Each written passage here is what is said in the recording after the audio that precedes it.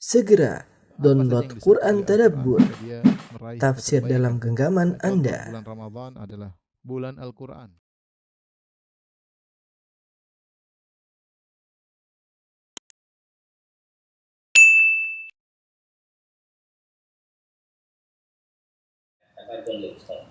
Bismillahirrahmanirrahim. Assalamualaikum warahmatullahi wabarakatuh. Alhamdulillahi ala ihsanih wa syukru lahu ala taufiqihi wa amtinanih wa asyhadu an la ilaha illallah wahdahu la syarika lahu ta'ziman li sya'nih wa asyhadu anna Muhammadan abduhu wa rasuluhu da'ila ridwanih. Allahumma salli alaihi wa ala alihi wa ashabihi wa ikhwani. Ikhwan dan akhwat yang dirahmati oleh Allah Subhanahu wa taala, bapak dan ibu-ibu yang dimuliakan oleh Allah Subhanahu wa taala. Kita melanjutkan bahasan kita dari kitab Fadlul Islam karya Syekh Muhammad bin Abdul Wahhab rahimahullah taala. Kita sampai pada bab judulnya bab majaa annal bid'ata asyaddu minal kabair. Bab tentang bahwasanya bid'ah itu lebih buruk daripada dosa besar ya. Sebagaimana kita ketahui bahwasanya bid'ah ya adalah perkara yang tercela yang Nabi sallallahu alaihi wasallam mengingatkan dalam banyak hadisnya. Kata Nabi sallallahu alaihi wasallam, wa syarrul umuri ya muhdatsatuha ya. Inna khairal huda Muhammadin sallallahu alaihi wasallam, sebaik-baik petunjuk adalah petunjuk Nabi sallallahu alaihi wasallam. Dan kata Nabi sallallahu alaihi wasallam, wa syarrul umuri muhdatsatuha, dan perkara yang paling buruk adalah perkara-perkara yang baru dalam agama. Wa kullu muhdatsatin bid'ah, dan setiap perkara yang baru dalam agama adalah bid'ah ya. Dan Rasulullah SAW sudah mengingatkan ketika ditanya oleh para sahabat tentang siapakah golongan yang selamat ya, ketika Rasulullah SAW menjelaskan wasataftariqu hadhil ummah ala 73 firqah, bahwasanya umat ini akan terpecah menjadi 73 golongan, kulluha finnar illa wahidah, semuanya neraka kecuali satu. Maka para sahabat bertanya, man hum ya Rasulullah, siapakah golongan yang selamat tersebut? Kata Nabi sallallahu alaihi wasallam, hum man kana ala mithli ma ana alaihi al-yaum ashabi, yaitu orang-orang yang berada di atas jalan yang aku tempuh dan para sahabatku pada hari ini. Ya, man kana ala mithli ma ana alaihi al-yauma wa ashabi, yaitu orang yang berjalan di atas jalan yang aku tempuh dan para sahabatku tempuh saat ini. Karena apa yang ditempuh oleh Nabi sallallahu alaihi wasallam dan para sahabat sudah sempurna. Allah sudah turunkan ayatnya, al-yauma akmaltu lakum dinakum. Pada hari ini telah aku sempurnakan bagi kalian agama kalian. Maka tidak ada suatu pun, kata Nabi sallallahu alaihi wasallam, yang mendekatkan seorang kepada surga illa qad buyyina lakum, kecuali telah dijelaskan bagi kalian. Dan tidak suatu perkara yang bisa mendekatkan seorang dari neraka illa qad buyyina lakum, juga telah dijelaskan oleh Nabi sallallahu alaihi wasallam. Ya, oleh karenanya semua perkara telah dijelaskan oleh Rasulullah sallallahu alaihi wasallam. Jadilah agama ini sempurna, tidak perlu tambahan-tambahan lagi. Nah, dari sinilah Al-Imam Malik berkata, "Fama lam yakun yauma idzin dinan falan yakuna al-yauma dina." Apa yang di zaman Nabi sallallahu alaihi wasallam bukanlah agama, maka zaman sekarang juga bukan agama.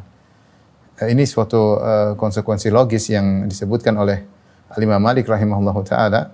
Karena agama sudah sempurna, maka apa yang di zaman Nabi bukan agama, zaman sekarang juga bukan agama. Karena kalau apa yang di zaman Nabi bukan agama ternyata sekarang dianggap agama, berarti yang di zaman Nabi tidak sempurna. Berarti yang zaman Nabi tidak sempurna. Berarti kita boleh menempuh jalan yang tidak ditempuh oleh Nabi dan para sahabatnya.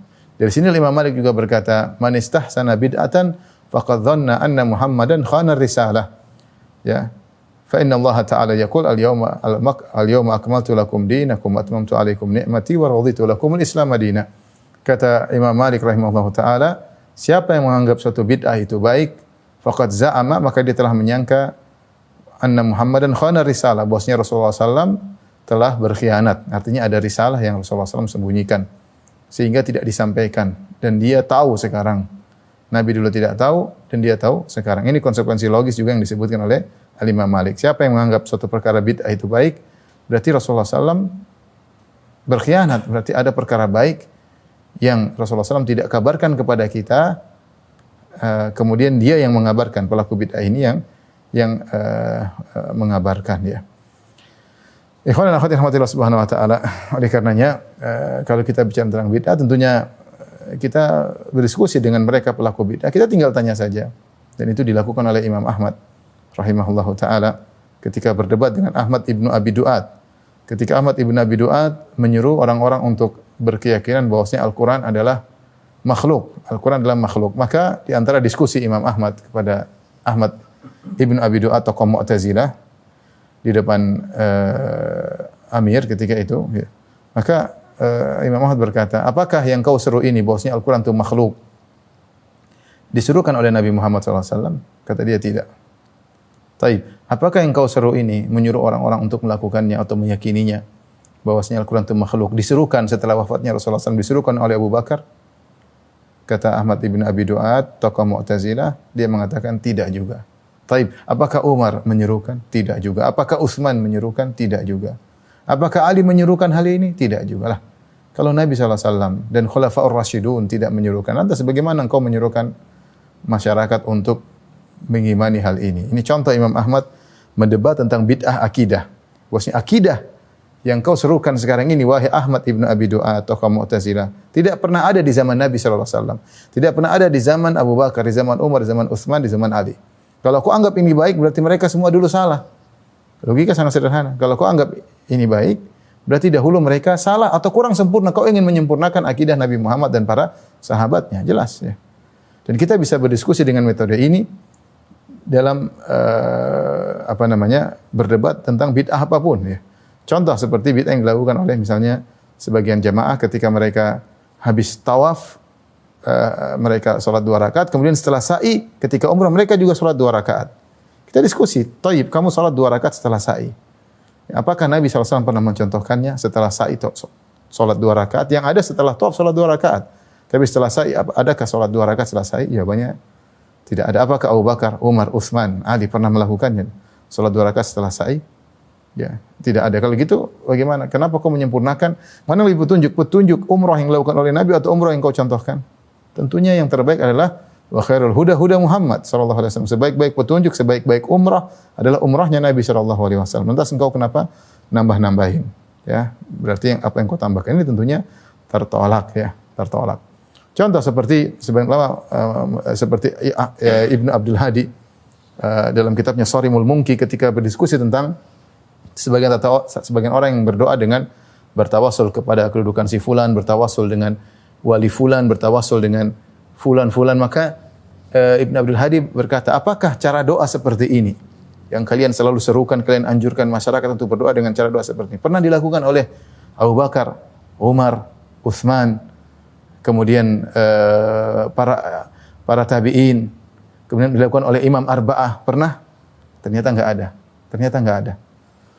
Ya, tidak pernah dicontohkan oleh mereka. Dalam buku-buku yang terdahulu, ya, kutub-kutub klasik tidak ditemukan hal-hal ini. Ya, sampai 3 abad tidak ada diajarkan cara doa seperti yang diserukan sekarang, menunjukkan bahwasanya cara doa seperti ini tidak pernah diketahui oleh para salaf. Kalau seandainya cara doa seperti ini baik, tentu mereka akan anjurkan karena mereka lebih semangat berdoa dan mereka merasa lebih membutuhkan kepada rahmat Allah daripada kita. Ini contoh sederhana bagaimana Ibnu Abdul Hadi berdiskusi tentang tata cara doa yang diajarkan oleh sebagian orang, apalagi sampai pada tingkat kesyirikan, kemudian beristighotsah kepada mayat, wahai Abdul Qadir Jailani, aghithni, tolonglah aku, wahai Sayyid al-Badawi, tolonglah aku, minta kepada wali-wali yang sudah mati. Ini apalagi tidak pernah diajarkan oleh para sahabat. Padahal di zaman tabi'in banyak para sahabat yang dijamin masuk surga, ya. Mereka dekat dengan zaman para sahabat tersebut. Demikian juga tidak ada orang datang kepada kuburan Nabi kemudian istighotsah kepada Nabi setelah Rasulullah SAW wafat. Ini menunjukkan tata cara doa seperti ini tidak pernah ditempuh oleh Nabi dan para sahabatnya, dan tidak pernah ditempuh oleh para tabi'in, tidak pernah ditempuh oleh para tabi'ut tabi'in.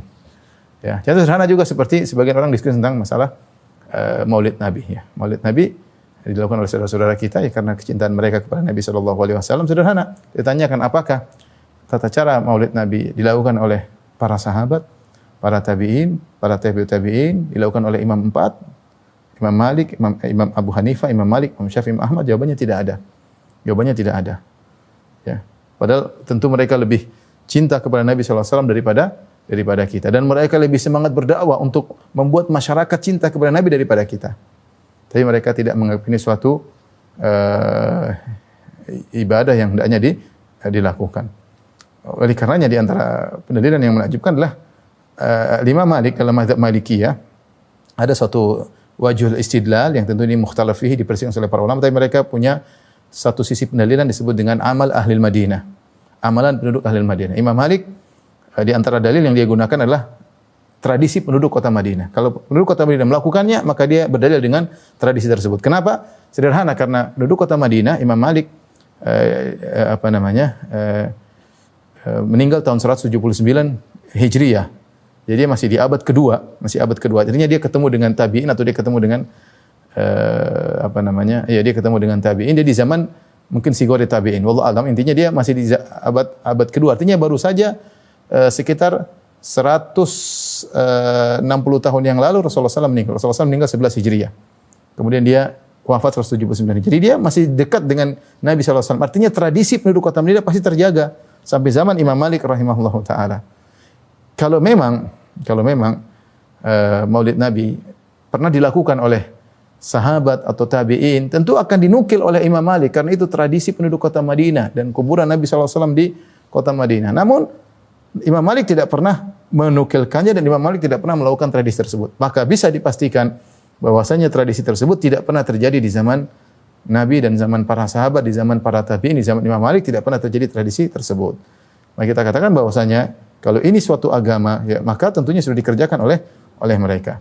Oleh karenanya, ini di antara sisi pendalilan, artinya untuk diskusi tentang orang-orang yang melakukan bid'ah, kita bilang kalau itu baik, tentunya akan dikerjakan oleh Nabi dan para sahabatnya. Taib. Kita akan bahas tentang yang tulis oleh Syekh Abdul Wahab rahimahullahu taala bahwasanya bid'ah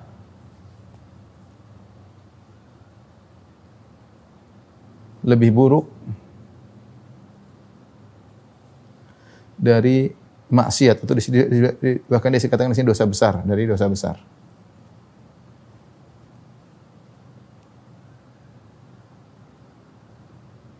Baik, saya akan mencoba merangkum penjelasan para ulama tentang poin-poin yang menunjukkan bid'ah lebih buruk daripada dosa besar. Di antaranya, ya, nomor satu, Rasulullah SAW menamakan bid'ah adalah seburuk-buruk perkara. Ya. Rasulullah menamakan bid'ah adalah seburuk-buruk perkara. Kata Nabi SAW, wa khairul huda huda Muhammadin sallallahu alaihi wasallam, sebaik petunjuk adalah petunjuk Nabi sallallahu alaihi wasallam. Kemudian kata Nabi sallallahu alaihi wasallam, wa syarrul umuri muhdatsatuha, ya. Kata Nabi sallallahu alaihi wasallam, wa syarrul, dan syarr itu artinya terburuk, wa syarrul umuri muhdatsatuha.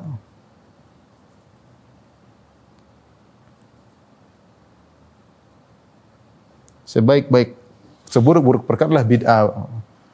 Seburuk-buruk perkara adalah bid'ah, kata Nabi sallallahu alaihi wasallam.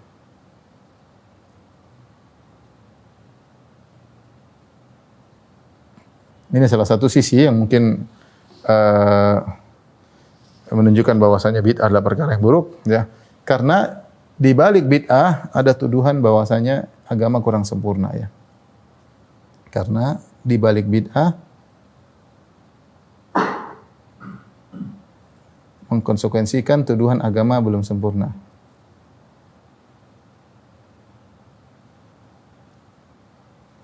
Agama belum sempurna. Dia tidak bisa sempurna kecuali muncul bid'ah yang dia lakukan tersebut. Jadi bid'ah tidak akan sempurna, agama tidak sempurna kecuali sampai pelaku bid'ah terakhir menyempurnakannya. Tidak akan pernah sempurna. Jadi di balik bid'ah berarti agama sempurna, dan agama tidak akan sempurna sampai muncul ahlul bid'ah yang terakhir, ya. Kalau kita boleh katakan demikian, agama tidak bakalan sempurna karena ada yang menyempurnakan lagi, ada yang tambah lagi, ajaran baru. Ini tidak ada di zaman Nabi. Oh, kita bikin baru. Ini cara zikir baru. Oh, ini cara salat baru. Ini cara, akan terus tidak akan pernah sempurna. Agama tidak akan sempurna hingga muncul pelaku bid'ah yang terakhir, pencetus atau inovator bid'ah yang terakhir, dan dia yang menyempurnakan, ya. Atau juga konsekuensi di balik bid'ah adalah Nabi SAW berkhianat seperti perkataan Imam Malik, pun perkataan saya Imam Malik seperti dinukilkan oleh Ibnu Hazm, man istahsana bid'atan faqad za'ama anna Muhammadan khana risalah. Siapa yang melakukan bid'ah maka dia telah menuduh atau menduga Rasulullah SAW berkhianat. Artinya ada risalah yang ada kebaikan yang Rasulullah sembunyikan. Berarti Nabi SAW berkhianat karena tidak mengajarkan semua kebaikan.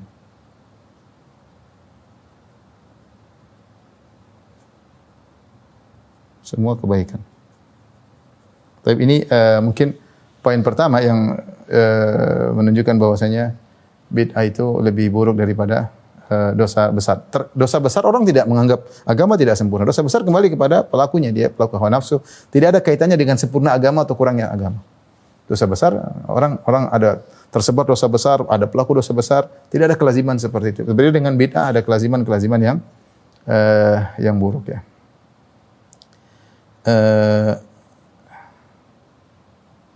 Kemudian yang kedua di antaranya pelaku bid'ah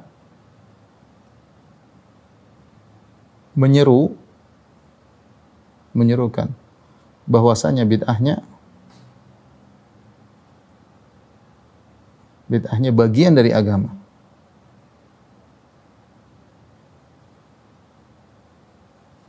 Adapun pelaku dosa besar tidak. Pelaku dosa besar mengakui dia bersalah. Mengakui dia bersalah. Oleh karenanya Allah menganggap bahwasanya bid'ah adalah iftira.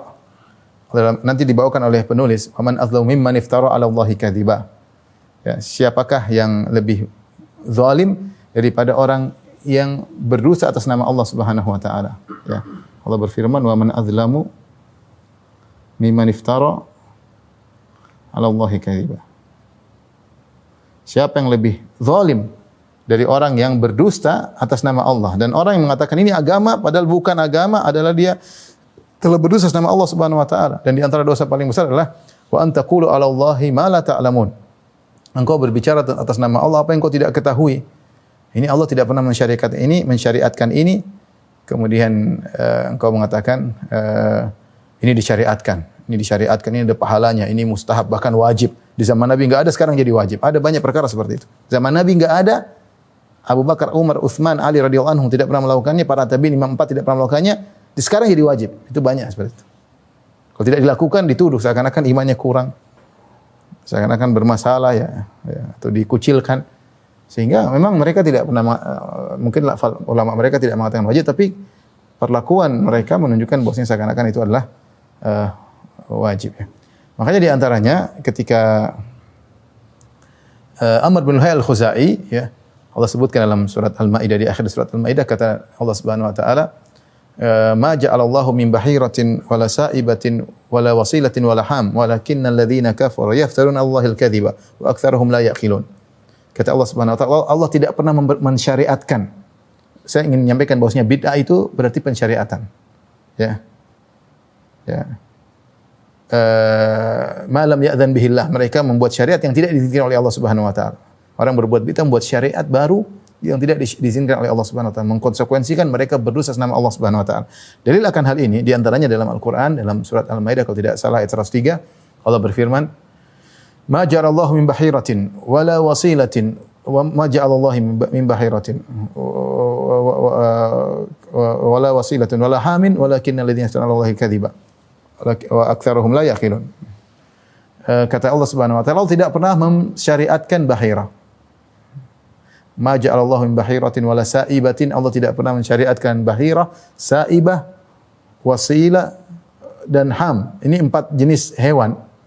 Jenisnya, kalau enggak onta adalah kambing, dan onta, hewan-hewan ini punya jasa. Di antaranya ada onta yang mungkin melahirkan betina berapa kali berturut-turut, sehingga akhirnya dikeramatkan tidak boleh ditunggangi, ada yang dikeramatkan tidak boleh dimakan. Yang buat keramat ini siapa? Adalah Amr bin Luhai al-Khuzai, dan dia berniat baik untuk memuliakan hewan-hewan ini. Dan ini disebutkan oleh Ibnu Katsir rahimahullah dalam Al-Bidayah wan Nihayah ketika beliau menjelaskan biografi Amr bin Luhai al-Khuzai. Niat dia adalah baik. berbuat baik kepada hewan-hewan, hewan tersebut punya jasa karena mungkin melahirkan betina berturut-turut. Kalau lahir betina berturut-turut, maka mudah untuk berkembang biak. Mungkin di antaranya demikian. Maka dia mengkeramatkan hewan-hewan tersebut. Dia bilang tidak boleh ditunggangi, atau tidak boleh dimakan, atau tidak boleh ini, tidak boleh anu. Niatnya baik, tapi itu jadi syariat. Karena mengharamkan apa yang Allah halalkan. Dari situ Allah mengatakan, "Ma ja'alallahu min bahiratin wala sa'ibatin wala wasilatin wala hamin, walakinnal ladzina kafaru yaftaruna 'ala Allahil kadzib wa aktsaruhum la yaqilun." Allah tidak pernah mensyariatkan hewan-hewan ini, akan tapi orang kafir yang berdusta atas nama Allah, subhanallah. Amr bin Al-Khuzai dianggap berdusta atas nama Allah karena membuat syariat baru. Ya. Dan kebanyakan mereka tidak berakal.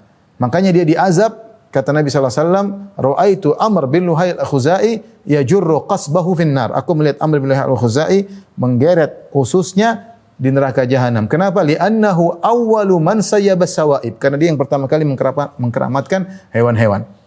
Jadi konsekuensi dari bid'ah berarti dia membuat syariat baru atas nama Allah Subhanahu wa taala. Kita tidak boleh berusaha nama Allah Subhanahu wa taala. Dari sinilah Syekh Muhammad Wahab rahimahullah memandang bahwasanya bid'ah lebih buruk daripada dosa besar ya.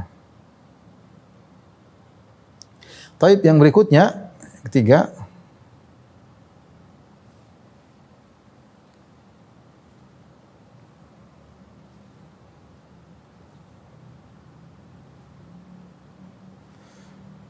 bahwasanya pelaku bid'ah tidak merasa bersalah.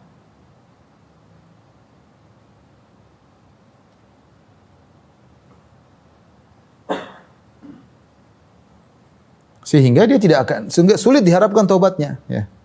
Sulit diharapkan taubatnya.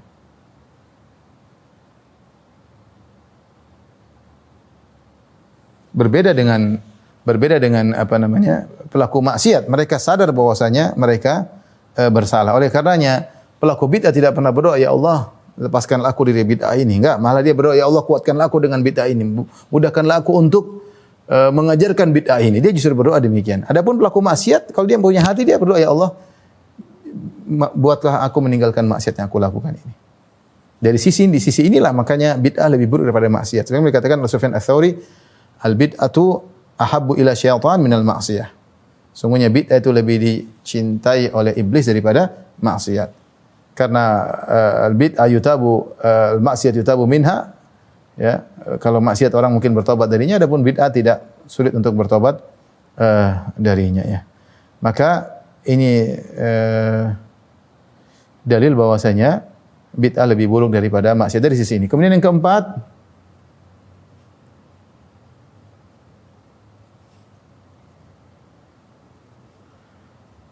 banyak bid'ah ya, yang merupakan kekufuran dan kesyirikan. Kita terkait dengan dosa besar ya, kesyirikan ya. Kesyirikan banyak ya. Banyak bid'ah yang merupakan yang sampai pada kesyirikan. Sampai pada kesyirikan dan kekufuran. Terutama bid'ah-bid'ah akidah ya. Banyak sekali. Seperti bid'ah apa? Bid'ah beristighatsah kepada mayat.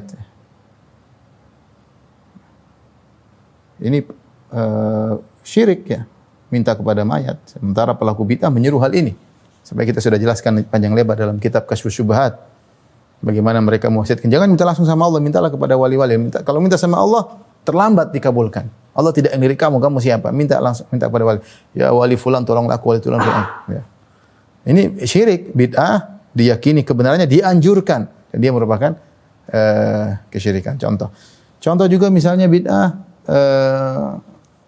misalnya tentang akidah hululiyah yang diyakini oleh Ibnu Arabi, yang meyakini bahwasanya Allah Subhanahu wa taala bersatu dengan makhluk ya. Ini tentu adalah merupakan kesyirikan yang diserukan oleh Ibnu Arabi. Pengikutnya masih ada sampai sekarang. Pengikutnya sampai sekarang. Sampai kemarin ada yang ceramah, "Qul huwallahu ahad," maksudnya katakanlah dia adalah Muhammad. Subhanallah, Allah bersatu dengan Muhammad. Dari mana seperti ini? Ini bid'ah tapi sampai pada derajat kekufuran. Dulu ada banyak Hallaj yang mengaku Allah bersatu dengan dirinya kemudian difatwakan oleh para ulama untuk dibunuh. Ini bid'ah tapi terkait dengan akidah sampai pada derajat kesyirikan. Contohnya lagi misalnya bid'ah misalnya adzab alal menyembelih di kuburan, menyembelih untuk penghuni kubur. Atau bukan untuk kepada penghuni kubur ya. Kalau di sini alhamdulillah saya tidak pernah lihat ya. Tapi kalau di Mesir difatwakan oleh para ulama sana. Maksudnya ada orang yang melakukannya sehingga difatwakan oleh mereka. Saya nukil fatwa mereka dalam syarah kitab tauhid. Mereka menghukumi kufur orang yang menyembelih kepada penghuni. Kenapa? Karena menyembelih adalah ibadah.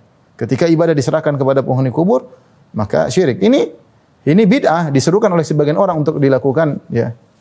Ini bid'ah, orang yang melakukannya tidak merasa bersalah, dia merasa semangat dan dia bahkan menyuruh yang lain untuk meniru apa yang dia lakukan. Contoh lagi misalnya bid'ah Nur Muhammad ya. Nur Muhammad dalam artian menganggap tentu mungkin berbeda-beda orang tentang Nur Muhammad. Sebenarnya saya jelaskan dalam kajian khusus tentang hal ini. Namun sebagian mereka memandang bahwasanya Nur Muhammad artinya Muhammad berasal dari nur Allah. Dan ini tentu kesyirikan seakan-akan Allah zatnya sebagiannya digunakan untuk menciptakan Nabi Muhammad SAW atau bahkan mengatakan Nur Muhammad qadim azali sebagaimana azalinya nur Allah Subhanahu wa taala. Ini semua kekufuran. Ini sebenarnya bid'ah yang sampai pada derajat kekufuran atau kesyirikan dan tentunya kesyirikan lebih parah daripada dosa besar. Kesyirikan lebih parah daripada dosa besar.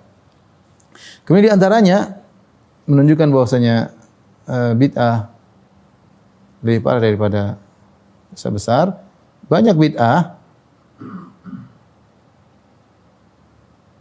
yang mengantarkan pada kesyirikan. Pada kesyirikan.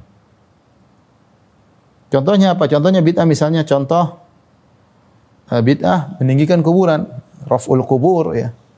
Meninggikan kuburan.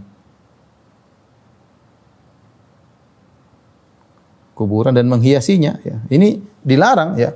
Sebenarnya ini maksiat tapi pelakunya menganggap ini ibadah. Menganggap kalau kuburan wali dibesarkan, kemudian dihias seperti kuburan Khomeini. Coba lihat kuburan Khomeini kayak apa.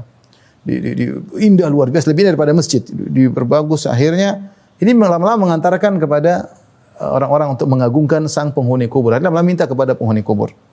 Jadi itu yang terjadi. Itu yang terjadi. Tentunya tidak semua, tapi ini bisa mengantarkan, tidak melazimkan mengantarkan pada kesyirikan, tidak, tapi bisa mengantarkan pada kesyirikan seperti bid'ah meninggikan kuburan ya. Sebenarnya juga bid'ah berdoa dengan tawasul yang tidak disyariatkan.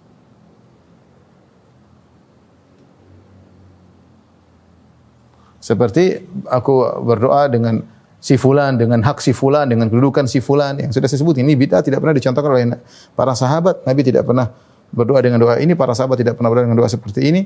Demikian juga para tabi'in, para imam arba tidak pernah berdoa dengan seperti ini. Lama-lama sebagian mereka, tentu tidak semua, ketika mengagungkan sebagian wali, bertawasul dengan wali fulan, lama-lama bisa jadi syaitan menjerumuskan, kemudian akhirnya mengkultuskan, akhirnya meminta kepada penghuni kubur tersebut ya.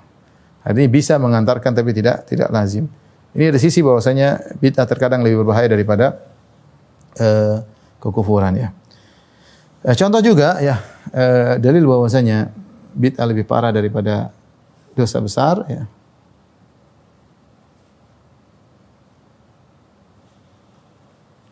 Banyak pelaku bid'ah yang benci kepada sunnah syariat. Tidak semua tapi banyak pelaku bid'ah yang benci kepada sunnah.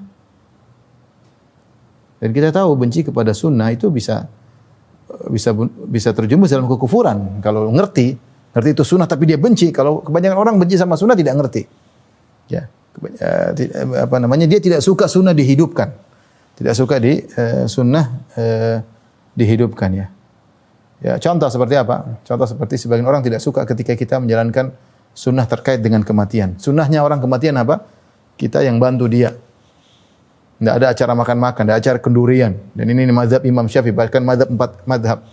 Mengatakan bahwasanya orang kena musibah mau dibantu, bukan malah bikin kenduri, walimah kematian, hari pertama, hari kedua, hari ketiga, hari keempat, hari ketujuh. Akhirnya merepotkan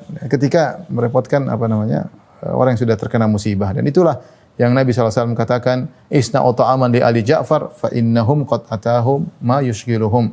buatlah makanan untuk keluarga Ja'far ketika Ja'far radhiyallahu anhu meninggal dunia, karena mereka sedang sedih, sedang sibuk dengan kesedihan mereka, mungkin tidak sempat masak, kita bantu mereka. Dan mereka terkena musibah, dan kita tahu secara umum orang terkena musibah kita bantu. Bukan sebaliknya.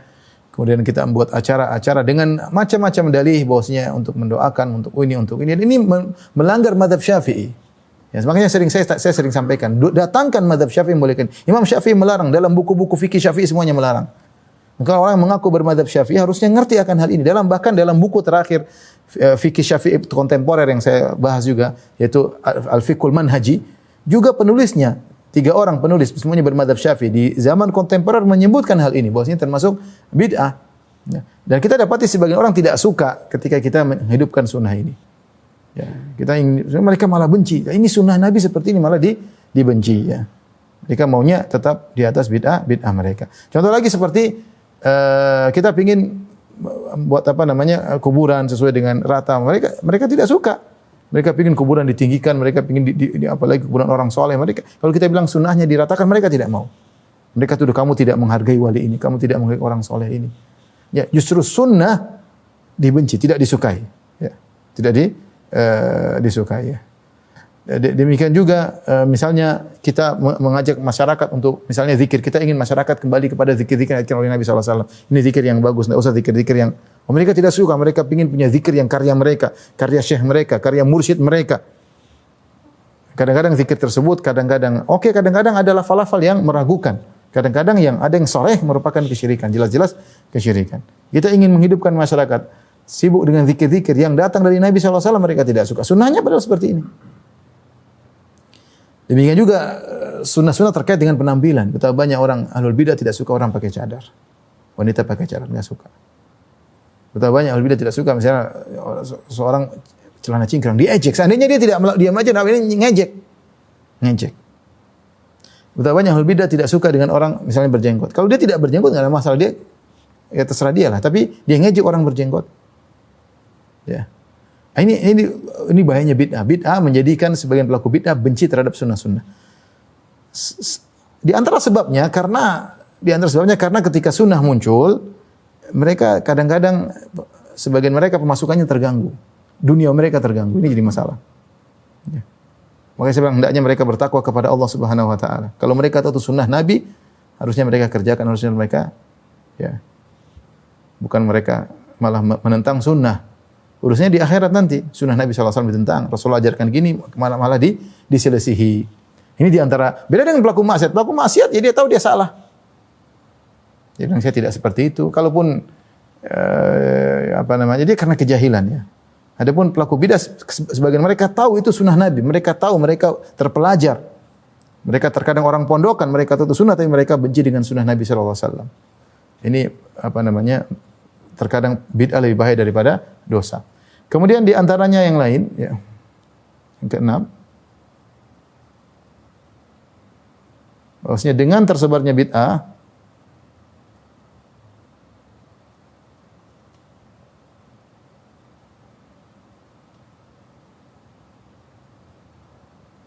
maka sunnah semakin redup, semakin hilang.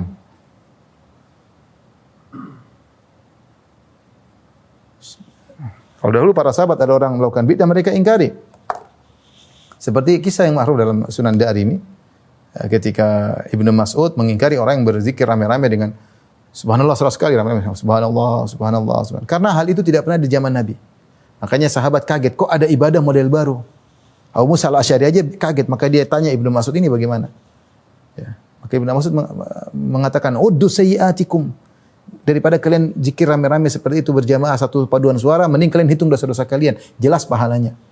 Ya. Tapi subhanallah, subhanallah, alhamdulillah 100 kali rame-rame ada pimpinannya, ini tidak pernah dicontohkan oleh Nabi dan para sahabatnya. Ya. Ini fikihnya Ibnu Mas'ud. Ya. Sayang Nabi SAW pernah berkata, man arada an yaqra Qur'an ghaddan tariyan falyaqra bi qiraati ibni ummi abdin. Siapa yang ingin baca Quran seperti diturunkan, maka bacalah seperti bacaannya Ibnu Mas'ud. Ujian Rasulullah SAW terhadap Ibnu Mas'ud banyak. Ya. Beliau mengingkari, kenapa ada perkara baru yang tidak di zaman Nabi SAW. Di zaman para sahabat tidak ada. Sehingga mereka mengatakan, Ya Abu Abdurrahman, ma nuridu illa khairan. Kami tidak mengendaki kecuali kebaikan. Kata Ibnu Mas'ud, wa kam imrin lil khair lan yusibahu. Betapa banyak orang ingin kebaikan, mereka tidak mendapatkannya. Innakum fuqtum ashab Rasulullah sallallahu au muftatihu babil dhalalah. Kata Ibnu Mas'ud, kalian mengungguli para sahabat Nabi atau kalian membuka pintu-pintu kesesatan. Ini perkataan Ibnu Mas'ud. Karena konsekuensinya kalian lebih hebat daripada sahabat Nabi. Para sahabat tidak pernah zikir model kalian. Ini konsekuensi logis. Kalian bikin ibadah baru yang para sahabat tidak tahu. Berarti kalian telah unggul daripada para sahabat. Atau kemungkinan kedua, muftatihu babid dhalalah. Kalian buka pintu kesesatan. Jelas. Ini zaman salaf dulu. Kalau ada bid'ah mereka ingkari. Baik pemikiran atau ibadah mereka ingkari. Sekarang terkadang sebaliknya. Ketika sunnah mulai hilang, kita bikin sunnah maka kita diingkari. Kita dikucilkan. Nah itu makanya kalau bid'ah tersebar, maka sunnah redup. Adapun maksiat tidak terkait dengan sunnah ya. Orang yang bikin sunnah hilang itu adalah bid'ah. Maka dari sisi ini bisa jadi bid'ah lebih buruk daripada sunnah ya. Daripada apa? Maksiat. Kemudian di antara perkara yang menunjukkan bahwasanya bid'ah lebih buruk daripada maksiat ya.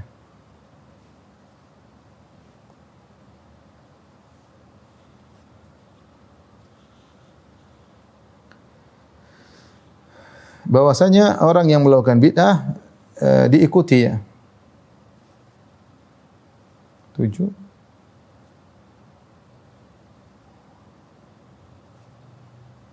Pelaku bid'ah diikuti, ditiru dengan apa? Dengan keyakinan ya. Maka tersebarnya cepat. Kalau maksiat ya biasanya orang ikut karena maksiat, bukan karena tidak menganggap itu sesuatu baik.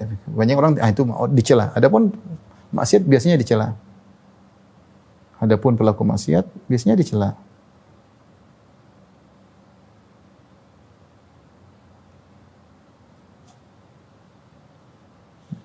Ini lebih berbahaya karena orang melakukan maksiat tahu ini maksiat ya. Kalau dia ikut bukan karena orang itu memang dia suka dengan maksiat tersebut. Bukan karena orang tersebut ya, tapi karena maksiat dia suka. Beda dengan pelaku bid'ah.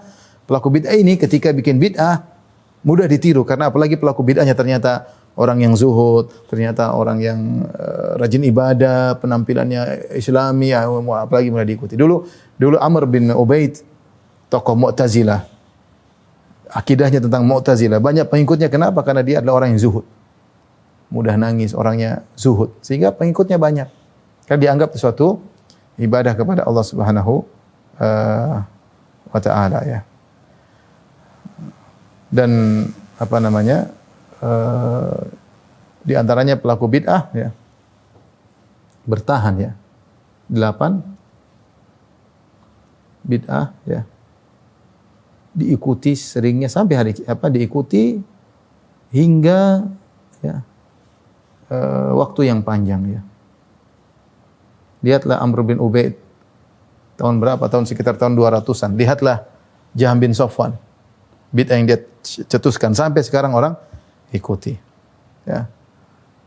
Sampai sekarang orang ikuti. Makanya pelaku bid'ah akan menanggung dosanya dan dosa orang-orang yang mengikutinya. Benar bahwasanya maksiat diikuti juga, tapi maksiat diikuti bukan karena bid'ahnya, tapi karena memang itu maksiat. Semua orang ada kecenderungan melakukan maksiat karena sesuai dengan syahwat. Ya. Tapi di antaranya menunjukkan bahwasanya bid'ah lebih bahaya daripada maksiat. Sebagian disebutkan oleh Syekh Shalih Al-Utsaimin bahwasanya bid'ah terkait dengan syubhat. Terkait syubhat. Adapun maksiat terkait syahwat, adapun maksiat terkait syahwat. Dan kalau syahwat lebih mudah dihilangkan dari diri seorang, adapun syubhat susah, lebih bercokol di kepala seseorang. Syubhat ya. Karena dia merasa itu benar. Sehingga akhirnya dia lebih getol dalam menjalankan bid'ah tersebut ya. Tapi ini di antara mungkin yang bisa saya kumpulkan tentang sisi-sisi bahwasanya bid'ah lebih buruk daripada maksiat. Sekarang kita bacakan perkataan Syekh Muhammad bin Abdul Wahhab rahimahullahu taala. Dalil yang beliau sebutkan. Pertama, wa qauluhi azza wa jalla innallaha la yaghfiru ay yushraka bihi wa yaghfiru ma duna dzalika liman yasha. Dalil tentang Allah tidak mengampuni dosa syirik dan Allah mengampuni dosa selain kesyirikan. Sisi pendalilannya wallahu alam bisawab. Karena dosa syirik lebih parah daripada maksiat dan tadi sudah kita sebutkan banyak bid'ah-bid'ah sampai pada derajat syirik. Ketika bid'ah-bid'ah tersebut sampai pada derajat syirik, maka dia lebih parah daripada dosa besar. Ini sisi pertama. Dalil yang kedua, bahwasanya bid'ah lebih parah daripada dosa besar. Firman Allah, "Faman azlamu mimman iftara 'ala Allahi kadziban liyudhillan nasa bighairi ilm." Dan siapakah yang lebih zalim dari orang-orang yang berdosa atas nama Allah untuk menyesatkan manusia tanpa ilmu? Ini sudah kita jelaskan bahwasanya bid'ah konsekuensinya adalah dusta atas nama Allah Subhanahu wa taala. Karena pelaku bid'ah secara langsung mengatakan ini syariat dari Allah. Ini syariat dari Allah. Apa yang saya bikin ini syariat dari Allah. Entah mustahab, entah disunahkan, entah wajib. Ya. Bahkan sampai di antara mereka ada yang mengatakan wajib. Padahal ini di zaman Nabi tidak ada. Dengan demikian dia berani berbicara atas nama Allah Subhanahu wa taala. Ya. Liyudhillan nasa bighairi ilm. Akhirnya dia menyesatkan manusia tanpa ilmu. Taib dalil berikutnya yang disebutkan oleh Syekh Muhammad rahimahullah taala, liyahmilu auzarahum kamilatan yaumal qiyamah. Wa min auzaril ladzina yudhillunahum bighairi ilm ala sa'a ma yazirun. Hendaknya mereka memikul dosa-dosa mereka secara sempurna pada hari kiamat kelak dan memikul pula dosa-dosa orang yang mereka sesatkan. Ini ancaman bagi pelaku bid'ah. Karena betapa banyak orang pasang bid'ah tidak berhenti sampai hari kiamat. Kalau maksiat terkadang dia melakukan kemudian hilang timbul pelaku maksiat baru, tapi kalau pelaku bid'ah dia yang pasang bid'ah, dia yang inovator bid'ah tersebut. Kreator bid'ah tersebut, seperti Jahm bin Safwan. Sampai sekarang bid'ahnya diikuti. Ibnu Arabi, mungkin kreator bid'ah hululiyah, wahdatul wujud, manunggaling kawula Gusti, diikuti sampai sekarang masih ada. Ya. Mungkin yang pertama kali bikin bid'ah joget-joget, zikir sambil joget-joget, sampai sekarang masih ada. Ya, jadi bid'ah sekali dicetuskan terus berjalan dan orang pencetus bid'ah tadi akan menanggung dosanya secara sempurna dan dosa-dosa orang dia sesatkan. Wa'idzubillah, hati-hati. Gimana seorang kemudian ngajarin beristighatsah kepada mayat, minta kepada mayat, kemudian mengikuti banyak, mengerikan. Ya. Ngajarin macam-macam yang aneh-aneh ya. Hendaknya seorang bertakwa kepada Allah. Jangan dia berani mengatakan ini ajaran Allah. Kalau tidak ada dalilnya jangan dia ngomong. Dia berani menyatakan ini syariat, wah bahaya. Padahal syariat Allah sudah sempurna. Taib. Selanjutnya Syekh Muhammad bin Wahab rahimahullahu taala berkata wa fi sahih dalam hadis yang sahih annahu qala fil khawarij. Bahwasanya Rasulullah sallam berbicara tentang khawarij. Khawarij pelaku bid'ah yaitu memberontak kepada penguasa yang sah, kemudian mengkafirkan mereka, mengkafirkan kaum muslimin. Kata Rasulullah SAW, fa aina ma laqitumuhum faqtuluhum. Dimanapun kalian bertemu dengan orang-orang khawarij maka bunuhlah mereka. La in laqituhum la aqtulannahum qatla'at. Kalau aku yang bertemu dengan mereka, aku akan bunuh mereka sebagaimana terbunuhnya kaum Ad. Itu aku akan habisi mereka secara total. Ya. Karena Allah ketika mengadab kaum Ad, tanzi'un nasa ka'annahum a'jazu nakhlin khawiyah, Allah hancurkan mereka semua habis ya. Fa asbahu la yura illa masakinuhum. Kata Allah mereka semua hancur, mati semua, yang tersisa cuma tempat tinggal mereka. Mereka semua binasa. Kata Nabi, kalau aku bertemu dengan khawarij, aku akan bunuh mereka sampai seakar-akarnya. Jadi, Nabi SAW memotivasi untuk membunuh khawarij. Makanya Ali bin Abi Thalib ketika membunuh khawarij, dia senang dan dia sujud syukur. Ya. Wa fihi annahu naha an qitali umara'il jawr ma sallau. Sebaliknya Rasulullah SAW melarang untuk memerangi para penguasa yang zalim selama mereka masih salat. Maksud dari pendalilan ini, meskipun pendalilannya tidak kuat sebagaimana dijelaskan oleh Syekh Shalih Al-Syekh ya. Beliau berkata bahwasanya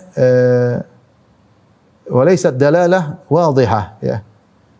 Nau'ul istidlal, kata dia ini sisi pendalilannya sedikit dan tidak jelas. Ya, apa maksud pendalilannya Syekh Muhammad bin Abdul Wahab rahimahullah dengan dalil ini? Beliau ingin mengatakan bahwasanya lihatlah khawarij, Rasulullah SAW suruh perangi. Kenapa? Dia pelaku bid'ah. Adapun imam-imam yang zalim, mereka pelaku maksiat.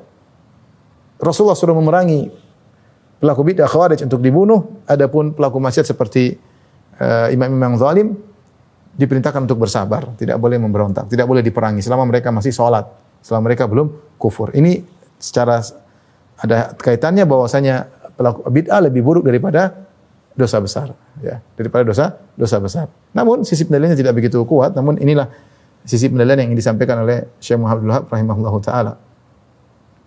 Kemudian juga hadis berikutnya, wa an Jarir bin Abdullah, dari Jarir bin Abdullah radhiyallahu taala anhu, anna rajulan tasaddaqa bi shadaqatin thumma tataba'a an-nas. Ada seorang bersedekah, kemudian orang-orang pada mengikutinya.